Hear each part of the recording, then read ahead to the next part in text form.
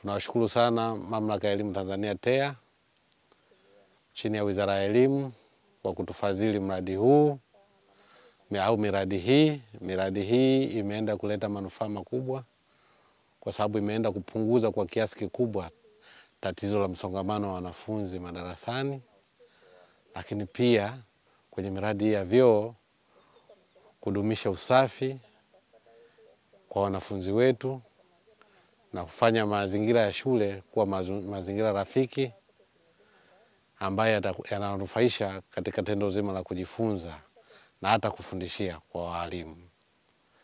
Ukiangalia bado tunayo changamoto kubwa za miundombinu, hususan vyumba vya madarasa, nyumba za walimu na matundu ya vyoo, hasa katika shule zetu hizi za msingi ukilinganisha na shule za sekondari.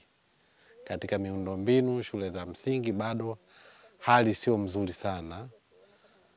Ingawa tunaendelea kuipongeza serikali ya Daktari Samia Suluhu Hassan, Rais wa Jamhuri ya Muungano wa Tanzania, kwa juhudi kubwa ambazo anazifanya, lakini tunatoa ombi zaidi tena kwa wadau mbalimbali wa maendeleo upande wa elimu kuangalia zaidi katika ngazi hii ya msingi ya elimu ya msingi, hususan vyumba vya madarasa, nyumba za walimu, matundu ya vyoo. Bado hali sio mzuri sana. Nizungumzie kwa jumla wa wilaya yetu ya Tandahimba, lakini na maeneo mengine pia ambako nimepata kuhudumu katika wilaya zingine. Kwa hiyo kwa ufupi, tunawaomba wadau mbalimbali ambao wanaweza kutufadhili, kutusaidia, kutusapoti katika ujenzi wa miundombinu kama nilivyosema, hususan wa vyumba vya madarasa, vyoo na nyumba za walimu, ili sasa kurahisisha tendo zima la ujifunzaji na ufundishaji, na mwisho wa siku taifa letu lipate manufaa mapana ikiwa msingi huu utakuwa umewekwa vizuri. Tunawashukuru sana TEA kwa ufadhili huu. Sio jambo dogo, ni ufadhili mkubwa ambao umeenda kuleta matokeo chanya kwa wanafunzi wetu na jamii mzima zinazotuzunguka. Hapo kabla tulikuwa tuna matundu chakavu sana ya vyoo, na vijana wetu au wanafunzi wetu walikuwa wanakosa sehemu salama kwa ajili ya maliwato.